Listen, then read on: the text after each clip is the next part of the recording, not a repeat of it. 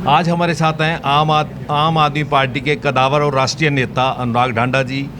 विधानसभा चुनावों की आहट जारी है, उन्हीं से बात करते हैं कि आपकी पार्टी की विधानसभा को लेकर क्या तैयारी है। बलजीत जी, पूरी तरह से पार्टी हाईकमान का निर्देश है कि 90 की 90 विधानसभा सीटों पर एक एक बूथ के ऊपर बूथ योद्धा तैयार करने हैं, मजबूत बूथ की टीम तैयार करनी है।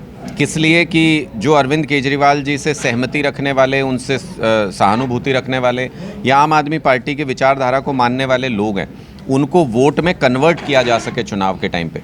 तो अभी हम इतनी बारीक तैयारी कर रहे हैं। अगले 15 दिनों तक पूरे प्रदेश के अंदर एक एक गांव में जनसंवाद होगा, जिसमें लोगों से हमारे लीडर्स जाके आमने सामने चर्चा करेंगे, उनसे पूछेंगे कि उनके मुद्दे क्या हैं, किन मुद्दों के ऊपर राजनीति करना चाहते हैं। हम अपने मैनिफेस्टो में या अपने पार्टी के गारंटियों में कौन से मुद्दों को शामिल करें, और अरविंद केजरीवाल जी की विचारधारा, उनकी चीज़ों को भी बताएंगे लोगों को।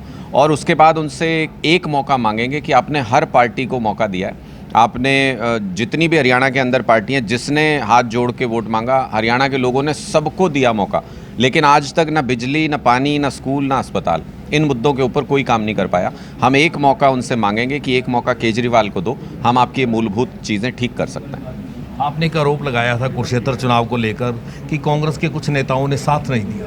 देखिए, उस पर हमने बहुत मंथन किया है। चंडीगढ़ में हमारी एक समीक्षा बैठक हुई और उसमें सारी तरह के जितने फीडबैक हमारे पास आए थे, जो मैंने बोला था वो भी फीडबैक के आधार पे बोला था, सारे फीडबैक पे हमने चर्चा कर ली समीक्षा के अंदर, और एक राय होके वहाँ से हम पार्टी से निकले उस समीक्षा बैठक से कि बीती ताही बिसार दे, आगे की सुध ले, कि जो भी पीछे कमियां थी उनसे सीखेंगे, जो पीछे अच्छाइयां रही उनको और मजबूत करेंगे।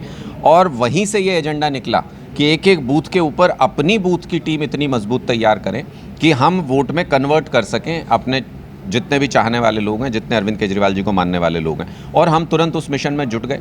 तो मुझे लगता है कि अब विधानसभा चुनाव इतना करीब आ गया है कि आगे की तरफ देख रहे हैं हम लोग और आगे की तैयारी कर रहे हैं। विधानसभा में तीसरे विकल्प के रूप में आम आदमी पार्टी अब पूरे हरियाणा में स्थापित हो चुकी है। इस लोकसभा चुनाव से तीनों पार्टियां, जेजेपी हो, इनेलो हो, चाहे बीएसपी हो, दशकों से ये नेता, ये पार्टियां राजनीति कर रहे हैं हरियाणा में। इनका जितना वोट 10 सीटों पे जोड़ लीजिए तीनों पार्टियों का, उससे ज़्यादा वोट हमको सिर्फ एक सीट पे कुरुक्षेत्र के अंदर मिला है। मतलब हरियाणा के लोगों ने स्पष्ट कर दिया कि बीजेपी और कांग्रेस के बाद अगर तीसरी ताकत कोई है हरियाणा में तो वो आम आदमी पार्टी है। इसी तीसरे विकल्प को लोगों के पास लेके जाएंगे। लोग लंबे समय से इंतज़ार कर रहे हैं एक अच्छे तीसरे विकल्प का। हम वो विकल्प उनके सामने पेश करेंगे, उनसे एक मौका मांगेंगे। ये तीसरा विकल्प कोई गठबंधन भी कर सकता है, कोई महागठबंधन भी बना सकता है और पार्टियों के साथ? नहीं, देखिए, ये तो हमारे राष्ट्रीय नेतृत्व की कॉल होती है। कभी भी ऐसा फैसला होता है तो वो राष्ट्रीय नेतृत्व करता है, लेकिन अच्छे लोगों के लिए हमेशा स्वागत है, हमेशा वेलकम है। उनके लिए बाहें खुली हैं कि सबका काम तो यही है। हम इसी सोच के साथ राजनीति से जुड़े हैं कि लोगों का भला कर सकें, उनको मूलभूत सुविधाएं दे सकें, युवाओं को रोजगार दे सकें, किसानों के मुद्दों को समाधान कर सकें।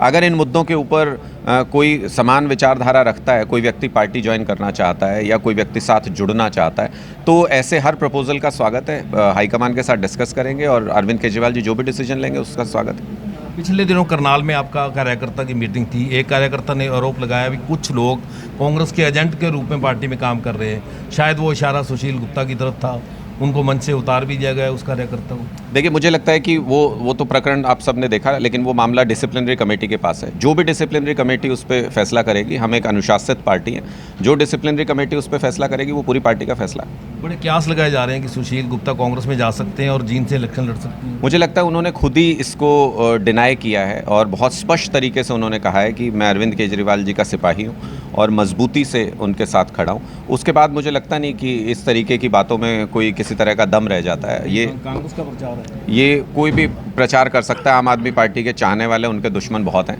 तो मुझे लगता है कि हमें गिराने वाले ज़्यादा लोग हैं, हमें साथ देने वाले कम लोग हैं। तो हम इन सारी चीज़ों को झेलते आए हैं। पहले भी अरविंद केजरीवाल जी ने एक ही चीज़ हमको सिखाई है कि जब जनता के मुद्दों के ऊपर लड़ाई लड़नी है तो घबराना क्या है, डरना क्या है। तो हम बहुत खुल के जनता के मुद्दों के ऊपर राजनीति करते हैं, और जब ऐसी राजनीति करते हैं तो कई तरह के दुष्प्रचार भी होते हैं, कई लोग खिलाफ काम भी करते हैं, कई पॉलिटिकल ताकतें खिलाफ काम करती हैं, वो सारी संभावनाएं हैं। लेकिन मैंने जैसा कहा कि हम एक डिसिप्लिन पार्टी हैं और ये पूरा मामला डिसिप्लिनरी कमेटी के पास है, जो भी उनका डिसीजन होगा उसको मानेंगे। अनुराग ढांडा के लिए क्या माना जाए, कलायत से तैयारी है?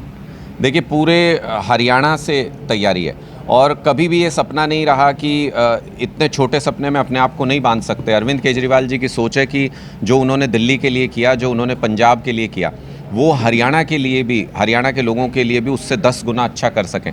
तो मुझे लगता है कि हम वो सपना लेके आए हैं कि आम आदमी पार्टी को एक एक बूथ तक पहुंचाना है हरियाणा में, और हरियाणा के अंदर आम आदमी का राज स्थापित करना है। हम उस सपने के साथ मेहनत करते हैं। आगे जो पार्टी का निर्देश होगा, जहां से निर्देश होगा, हम तो टकराने के लिए हमेशा तैयार हैं। दिल्ली और पंजाब में आपकी सरकार है, आप दावा कर रहे हैं कि हरियाणा में भी इस बार हमारी सरकार आएगी, तो आपको लगता है कि SYL का मुद्दा सुलझ जाएगा? देखिए, मैंने बहुत स्पष्ट तरीके से कहा और पहले भी कई बार हम ये बात कह चुके हैं, SYL का मुद्दा कब का सुलझ गया होता।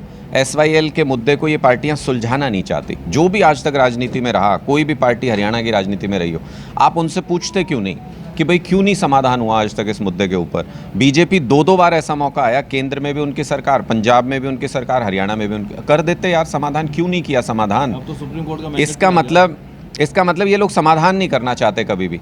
अब अगर मैंडेट भी आ गया तो मैं ये पूछना चाहता हूँ कि प्रधानमंत्री जी को क्या प्रॉब्लम है, क्यों नहीं 2 मुख्यमंत्रियों को साथ में बिठा के, पॉलिटिकल लोग ही तो हैं, आपस में विचार विमर्श करके समाधान क्यों नहीं कर सकते। लेकिन प्रधानमंत्री जी कभी भी ऐसी मीटिंग में नहीं जाते। अरविंद केजरीवाल जी ने कहा 15 मिनट इस मुद्दे के ऊपर टाइम दे दीजिए, चाय पीते हुए ही सही, इस पर चर्चा कर लेंगे, मैं भी समाधान चाहता हूँ। 15 मिनट का टाइम नहीं दिया आज तक अरविंद केजरीवाल जी को। पिछले चुनाव में बोले 70 साल से पानी बह के पाकिस्तान जा रहा है, मोदी जी उस पानी को रोकेंगे और हरियाणा, पंजाब, राजस्थान के किसान को देंगे। मैं पूछना चाहता हूँ, 5 साल भी निकल गए, अगला चुनाव भी हो गया, वो पानी की एक बूंद रोक के कोई दे दो ना, इधर भी हमारे पंजाब, हरियाणा, राजस्थान कल्याण हो जाए सबका। वो काम नहीं करेंगे। इसका मतलब इन मुद्दों के ऊपर ये सिर्फ राजनीति करना चाहते हैं। हम इन मुद्दों के ऊपर राजनीति नहीं करना चाहते। हम गूढ़ प्रशासनिक और राजनीतिक मुद्दों का समाधान करना चाहते हैं ताकि लोग आपस में टकराते ना रहें। देश में जहां भी पानी की कमी है, उस कमी को पूरा करना केंद्र सरकार की जिम्मेदारी है। हम चाहते हैं देश में कहीं भी पानी की कमी नहीं हो, जहां भी पानी की कमी है डिस्ट्रीब्यूशन करना केंद्र सरकार की जिम्मेदारी है। टांडा जी, लोकसभा में दोनों का 5-5 का रहा। उस डैमेज को कंट्रोल करने के लिए बीजेपी अब लगातार घोषणाएं कर रही है। जिस तरह से नायब सैनी को भी सीएम के रूप में प्रोजेक्ट किया गृह मंत्री अमित शाह ने, उस पर क्या किया? अब पछताए होत क्या जब चिड़िया चुग गई खेत। अब तो हो चुका है काम। लोकसभा चुनाव में हाफ हुए, विधानसभा चुनाव में सुपड़ा साफ होंगे। तो ये अब बीजेपी का जाना तय है। चेहरे बदलने हैं तो मैं तो कहता हूँ और 2-3 महीने हैं, और 1-2 ट्राई कर लो, क्या पता उनसे बात बन जाए। खट्टर साहब का चेहरा इन्होंने बदला तो उससे क्या हुआ? नतीजे तो फिर भी वही रहे, लोग मन बना चुके थे। नाराज़गी तो विधानसभा चुनाव से है ना, नाराज़गी तो हरियाणा की सरकार से थी। जो प्रॉपर्टी आईडी, फैमिली आईडी, युवाओं की बेरोजगारी चरम पे, किसानों के ऊपर अत्याचार, कोई मुद्दा, महिलाओं के ऊपर जिस तरीके से अत्याचार हुआ, OPS देने को तैयार नहीं है, कोई मुद्दा उठा के देख लीजिए। जो भर्ती नहीं कर पाए, पेपर लीक जो हुए, नाराज़गी हरियाणा की सरकार से थी। केंद्र सरकार के खिलाफ गुस्सा निकाला तो 5 सीट चली गई। जब खुद हरियाणा सरकार की बारी आएगी तो क्या हालत होगी, इसका अंदाज़ा लगा लीजिए। मुझे लगता है कि डबल डिजिट में भी भारतीय जनता पार्टी इस बार हरियाणा विधानसभा चुनाव में छूने नहीं जा रही है। और नायब जी जब से मुख्यमंत्री बने, अब उनको समझते समझते इतना टाइम निकल जाएगा। मैं तो कह रहा हूँ ना, कल यहाँ आ रहे हैं सिरसा में, आप लोग भी पूछिएगा कि जी यहाँ 2 साल पहले आपने कहा था कि एक हॉस्पिटल बनाएंगे बड़ा, यहाँ कैंसर इतना बढ़ रहा है, नशा इतना बढ़ रहा है, ज़रूरत है इस इलाके को उस अस्पताल की। 2 साल हो गए तो टेंडर नहीं करा पाए, नींव का पत्थर नहीं रख पाए। एम्स हमने देखा है, अभी तक वो खाली ज़मीन पड़ी हुई है जहाँ पे प्रधानमंत्री जी 10 साल पहले कह रहे थे एम्स बनवाऊंगा। ये सिर्फ और सिर्फ शगुफे छोड़ते हैं, जुमले छोड़ते हैं। भारतीय जनता पार्टी के इन जुमलों को लोग समझ चुके हैं, इस बार इनको सज़ा देंगे। तो ये थे आम आदमी पार्टी के कदावर नेता अनुराग ढांडा जी, जिन्होंने दावा किया कि Bharatiya Janata party double digit भी क्रॉस नहीं कर पाएगी और आम आदमी पार्टी की सरकार धड़ल्ले से बनेगी।